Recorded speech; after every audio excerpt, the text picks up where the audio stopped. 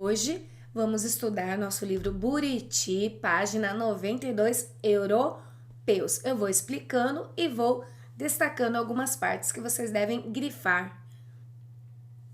A partir dos anos de 1530, os portugueses começaram a se estabelecer no território que mais tarde seria chamado de Brasil. O local já era habitado por indígenas que tinham hábitos diferentes daqueles dos europeus. Esse contato trouxe desconfiança e hostilidade, mas também houve muita interação. Sobre a interação, nós temos aqui alguns itens muito importantes. No entanto, eu vou falar sobre eles na próxima página, ok? A partir de 1530, houve a colonização de fato, por medo que os estrangeiros tomassem as riquezas e pelo desejo de encontrar ouro e prata. O país colonizador era chamado de metrópole e o território explorado era colônia. Esta devia fornecer mercadorias com muito valor e enriquecer a metrópole. Então, no nosso caso, Portugal era a metrópole e o Brasil era o território explorado, que se chamava colônia. Então, o Brasil, como colônia, deveria fornecer mercadorias com muito valor para a metrópole, Portugal, que se enriquecia. Portugal criou as capitanias hereditárias, que eram faixas de terra para organizar e administrar e incentivar a ocupação do território por portugueses. Elas foram distribuídas a donatários, que eram nobres portugueses da confiança do rei. Então, essas faixas de terras, chamadas capitanias hereditárias, eram distribuídas a nobres da confiança do rei, que eram chamados de donatários, ok? Nos anos de 1600, o governo português decidiu montar no Brasil engenhos e produzir açúcar, artigo muito valorizado na Europa naquela época. Durante o primeiro século de colonização, a presença europeia permaneceu somente na costa brasileira. E na página seguinte nós temos algumas questões. Por que Portugal resolveu colonizar o Brasil? Por temer que os estrangeiros viessem explorar as riquezas da terra, como o pau-brasil, e também por desejar encontrar ouro e prata.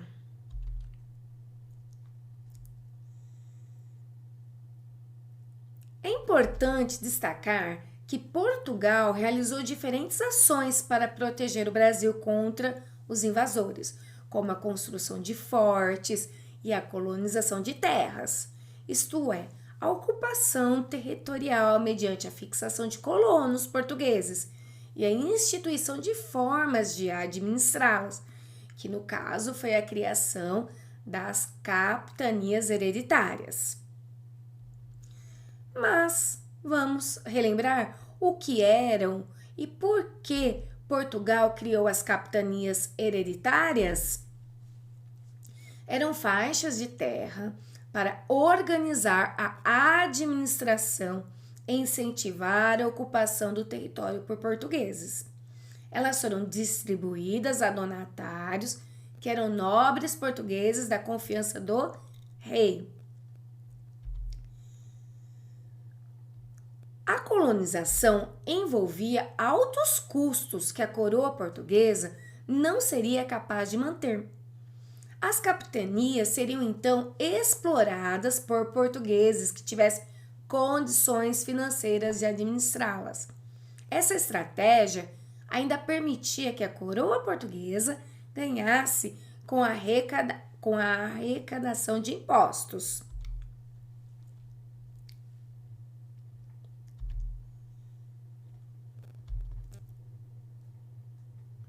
As capitanias hereditárias eram faixas de terras que iam do litoral à linha imaginária do Tratado de Tordesilhas.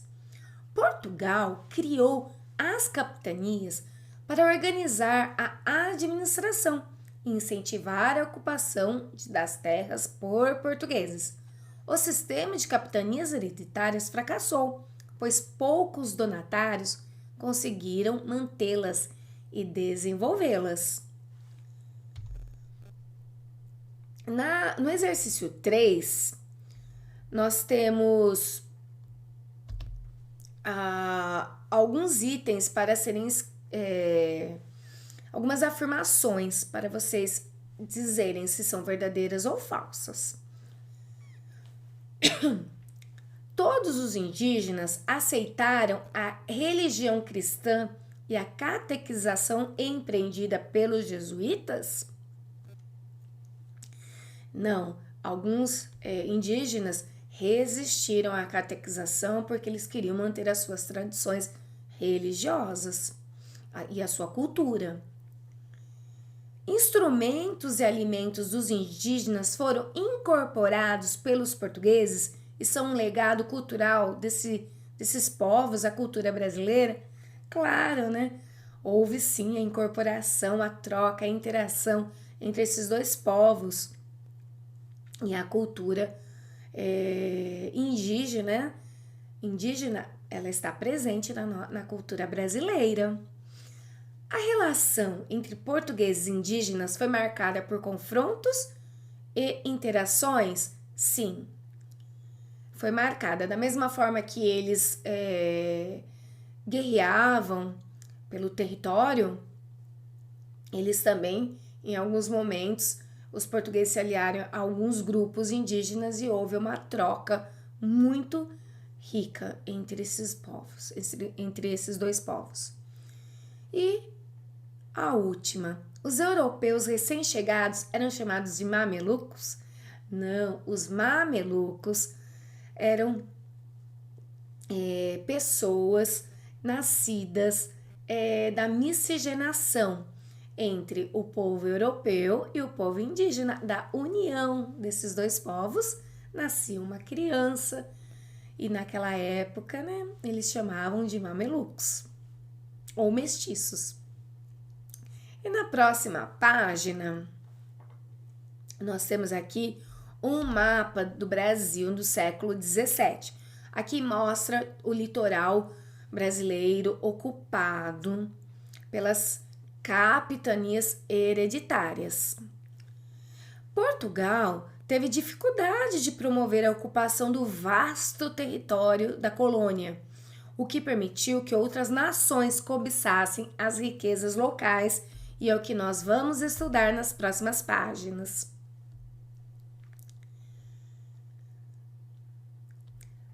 Franceses no Brasil. Vamos observar um mapa atual do Brasil e localizar o Rio de Janeiro, onde fica a Baía de Guanabara. Este local foi ocupada pelos franceses no início da colonização. Percebam que isso dificultou a comunicação entre o norte e o sul da colônia portuguesa. Claro que não era assim o mapa, mas o Rio de Janeiro, na época a Baía de Guanabara, era um local estratégico de comunicação. Os portugueses chegaram à Baía de Guanabara, na região da atual cidade do Rio de Janeiro, em 1502. Em 1555, os franceses também chegaram a esse local e se aliaram ao povo tamoio para explorar o pau-brasil. Para conter esse avanço dos franceses, os portugueses decidiram expulsá-los e ocupar a região. Uma medida importante foi a fundação, em 1565, da cidade de São Sebastião do Rio de Janeiro. Foram construídas casas dos colonos, um colégio jesuíta, uma igreja e prédios da administração pública portuguesa. Em 1567, após batalhas navais e terrestres, os portugueses expulsaram os franceses da Baía de Guanabara e exterminaram a maioria do povo tamoio. Alguns franceses permaneceram no Brasil e se dirigiram ao norte e ao nordeste, travando contato e fazendo comércio com outros indígenas. Foram expulsos novamente em 1584 e retornaram em 1612, quando fundaram a cidade de São Luís do Maranhão, lá no atual estado do Maranhão.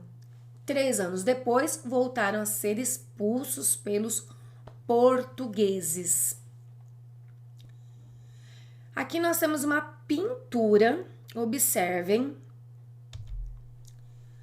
A pintura representa o reconhecimento da importância estratégica do Rio de Janeiro e a necessidade de expulsar os franceses. Nesta pintura, há elementos relacionados à celebração de uma missa católica e há também a presença de indígenas e de portugueses. A gente pode observar pelas roupas. Vamos ler a legenda. Fundação da cidade do Rio de Janeiro, óleo sobre tela de Antônio Firmino Monteiro, século XIX. Essa pintura representa o momento da fundação de São Sebastião do Rio de Janeiro, que deu origem à atual cidade do Rio de Janeiro em 1565. Essa imagem foi produzida muito tempo depois da fundação de São Sebastião do Rio de Janeiro, mas mesmo assim ela representa o reconhecimento da importância estratégica deste local.